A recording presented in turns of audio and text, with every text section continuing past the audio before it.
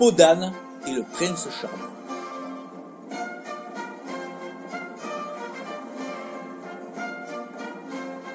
Ce matin-là, il y avait du brouillard. Quand j'ouvris la porte de la bergerie, ces dames et leurs progénitures se précipitèrent en caracolant dans une course effrénée jusqu'au passage du torrent dans la petite gorge avant d'attaquer la longue montée vers les pâturages. Je suivais avec mon chien. Au cul du troupeau, ça venait pousser. Faut dire que ça monte dur. 200 mètres de dénivelé en suivant un large chemin qui s'élève au fur et à mesure le long du torrent. Torrent qui, lui, s'encaisse de plus en plus, profondément dans la montagne, ouvrant un défilé au milieu d'un petit canyon. Le paysage en face est constitué de hautes falaises de calcaire, dans lesquelles on aperçoit parfois un chamois. Puis, le chemin traverse lui-même en corniche un bouleversement de rochers avant de franchir un étroit passage qui s'ouvre dans une grande balme qui surplombe tout. Bien pratique pour venir s'y abriter avec le troupeau au moment des giboulées. D'habitude, les bêtes m'attendent là, ou de là c'est plus haut à la sortie. Mais là, rien. Elles avaient cavalé les garces, directement vers le col. À la sortie du passage de la balme, que j'appelais la porte du temps, tant le lieu était étrange, il faisait beau. J'étais passé par-dessus le brouillard. J'aperçus la queue de mon troupeau à environ 300 mètres. C'est pas bien grave, me dis-je. Elles s'arrêteront manger au premier plateau après le col. Passé le col, elles étaient bien là, s'étant ralenties pour s'éparpiller et manger. Je me dis que j'allais les contourner et les barrer un peu plus haut avant qu'elles n'attaquent la seconde montée. 200 mètres de dénivelé qui débouchaient sur un second plateau où s'échelonnait une série de plateaux herbeux. Je suivis le chemin de crête qui domine ce petit plateau et allais me tanquer au départ de l'autre passage. À l'écoute des sonnailles, elles étaient calmes, la pente dans les jambes, je m'assis. Au bout d'un moment, j'ouvris la bouteille de thermos et me servis un café dans le gobelet. Une fois bu mon café, l'envie de fumer une petite pipe me vint. Je sortis ma pipe et mon zippo de la poche de ma veste de tri et mis la main dans ma musette. J'y trouvais à l'aveugle mon paquet de tabac que j'ouvris. Je pris une grosse pincée de tabac, embourrai le foyer de ma pipe, l'allumai et tirai quelques bouffées. Au bout d'un moment, je me préoccupais de mes brebis, je me relevai et descendis vers le plateau. C'était bizarre. À la fois les lieux m'étaient familiers et à la fois ils avaient changé. Les arbres étaient beaucoup plus grands et beaucoup plus hauts. D'une pâture arborée, j'étais à l'intérieur d'une grande forêt. Je découvris bientôt, adossé au départ de la pente, une cabane. Ça alors? Une cabane ici? Elle s'y trouvait pas la semaine dernière. C'était une drôle de cabane. Pas un abri de pierres sèches, avec des lauses sur le toit comme l'on fait par ici. Donc c'était une cabane qui ressemblait à une petite maison, avec un toit pointu en chaume, à 2 pentes, une porte de bois, et de part et d'autre de la porte, 2 petites fenêtres à 8 petits carreaux de verre. La cheminée fumait, et il s'en exhalait une appétissante odeur de daube mijotant. Et puis mon chien se mit à japper. Je regardais dans la direction de mon chien. Sous un vieux et immense hêtre se tenait un couple de petits vieux, assis sur un banc, qui gesticulaient. Quelques bribes de conversation me parvinrent aux oreilles. « Tu parles d'un prince charmant. Jamais là. »« Je vous en prie, mamie. Écoutez-moi. » Ne voulant paraître indiscret, je me raclai la gorge et toussai plusieurs fois. Ils levèrent le regard vers moi. Hippie se précipita alors vers eux, toujours avide de caresses et d'odeurs. Je fis quelques pas vers eux. « Ne vous dérangez pas, monsieur, dame, je suis Barbajois, le berger, je ne fais que passer. »« Mais venez, approchez, cher monsieur. » La femme avait la cinquantaine, encore svelte, un visage pourvu tout juste de rides de rire, de longs cheveux blancs blonds. Elle était vêtue d'une longue robe de laine toute rapiécée, d'un chemisier brodé recouvert d'un chasuble de laine avec des parements et quelques pièces cousues. L'homme était assez gras, encore athlétique malgré un ventre bedonnant. Il était chaussé de bottes portant des éperons d'argent, un pantalon bouffant en dessous d'une taille haute, un surcot de cuir richement décoré et une cape qui, elle aussi, laissait apparaître de nombreuses traces de raccommodage. Il était coiffé d'un large béret rouge porteur de 3 grandes plumes de pain. Veuillez me pardonner pour cette intrusion, monsieur, dame. J'allais tourner les mouteurs pour les envoyer plus haut. Mais dites-moi, cette cabane, ça fait longtemps qu'elle est là. 150 ans, cher monsieur, 150 ans à attendre dans ce trou perdu que monsieur daigne venir me chercher pour enfin me conduire à son château. À qui ai-je l'honneur? Podane. Et de l'autre côté, c'est le prince charmant. Enfin, charmant, c'est de trop. Parce que je vais vous dire, monsieur, je ne l'ai pas souvent vu. Toujours en vadrouille, monsieur. Mais enfin, mamie, vous saviez bien qu'avant de m'épouser, que j'étais prince et chevalier au service de mon roi. J'aurais bien fait de me casser une jambe le jour où je t'ai épousé. Parce que je vais vous raconter, monsieur. Ça ne faisait pas 2 mois que nous étions mariés. Et monsieur est parti en mission.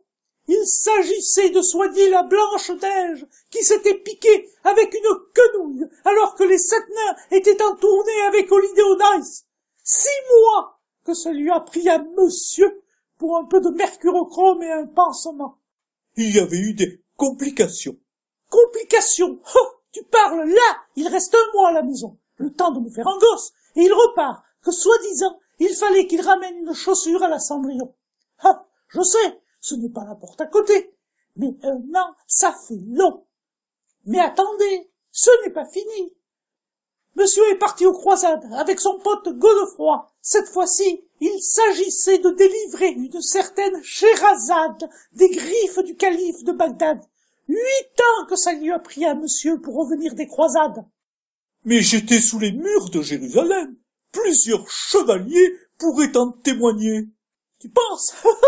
Jérusalem, ce devait être le nom d'un lupanar de Bagdad, oui, quand il est revenu. Ses vêtements empestaient le patchouli oriental. Mais ce n'est pas tout, après il est reparti. Cette fois-ci, ce fut encore plus long, puisqu'il fallait traverser l'Atlantique pour se rendre aux Amériques, pour sauver une certaine Pocahontas à la demande d'un certain Jacques Cartier, cousin du roi, qui voulait monter un magasin de fringues pour indigènes au Québec.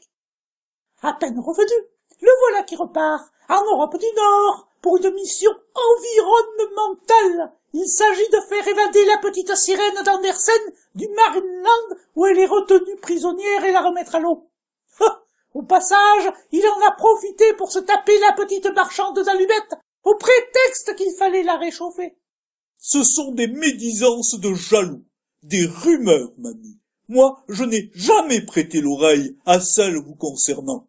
Ben, allons-y. L'ogre, cette espèce de bûcheron toujours aviné, qui mange de la chèvre crue faisant des... plutôt mourir. Le marquis de Carabas, un chat. Quant à Harry à la houppe, tout le monde sait qu'il est gai. Non, j'ai laissé s'étioler ma beauté et ma jeunesse dans ce trou à rats pour attendre le retour de monsieur. Je me suis laissé piéger. Ah, sûr que ça m'a fait quelque chose la première fois que je l'ai vu. J'en suis tombée amoureuse, mais j'ai très vite déchanté. Il devait toujours me ramener dans son château. Ah ça, des réunions de chantier, il y en avait souvent. La bâtisse avait subi quelques dégâts suite à une incursion des Sarrasins. Tu parles, il y avait toujours quelque chose. Une fois, c'était les charpentiers qui étaient en grève. Une autre fois, c'était les tailleurs de pierre qui s'étaient barrés à Reims pour y construire une cathédrale, car ils y étaient mieux payés. Enfin, c'étaient les maçons portugais qui s'en étaient partis suivre un cousin à eux, un certain Vasco de Gama, pour un gros chantier au Brésil. Tu parles. Il n'a jamais été fini, ce chantier. Sans parler que lorsque monsieur revenait de vadrouille, il fallait que la table soit dressée, et le repas prêt, il fallait lui enlever les bottes. Et je ne vous dis pas l'odeur. Laver son linge, lui laver le dos dans le baquet, et toujours avoir l'air pimpante et joyeuse. Et jamais monsieur n'était. Il ne fendait pas une bûche, il ne filait jamais un coup de balai, jamais il n'aurait fait les vitres ou la vaisselle. Quant au plaisir du lit, je ne sais pas ce que pouvaient lui trouver les autres femmes, parce que ce n'était pas le prince charmant qu'il aurait fallu l'appeler, mais roi comme minute soupe. Vous dépassez les limites de la décence, mamie, parce que moi aussi, j'en aurais à dire. Si feu le roi, son père, l'avait exilé ici, ne disposant comme de tout vêtement qu'une peau d'âne, c'est qu'il s'était aperçu que mademoiselle était nymphomane, tout le corps de garde du château y était passé. Le malheur a voulu qu'à la demande de son frère, le roi, je me suis rendu ici, afin de prendre de ses nouvelles. Évidemment, je suis tombé sous le charme. Elle bougeait merveilleusement son superbe cul en se déplaçant et avait une poitrine à faire rougir une statue de saint. Bien sûr que ce fut physique au début, parce que sinon, niveau complicité culturelle, nada, rien, à part mode chiffon, coiffure et ragot people de la cour. On peut parler de culture, à part les chevaux et l'almanach Vermont, ça ne volait pas haut chez monsieur. À ce moment-là, un grand lapin blanc, vêtu d'un pantalon et tenant un réveil à la main, passa en disant « Je suis en retard! Je suis en retard !» Il était suivi d'une jeune femme aux cheveux blonds qui disait « Attendez-moi! Attendez-moi !» Le prince charmant s'agenouilla au pied du pot d'âne. « Pardonnez-moi! Pardonnez-moi, mamie, mais sachez que malgré les vicissitudes de la vie, vous fûtes mon seul et unique amour.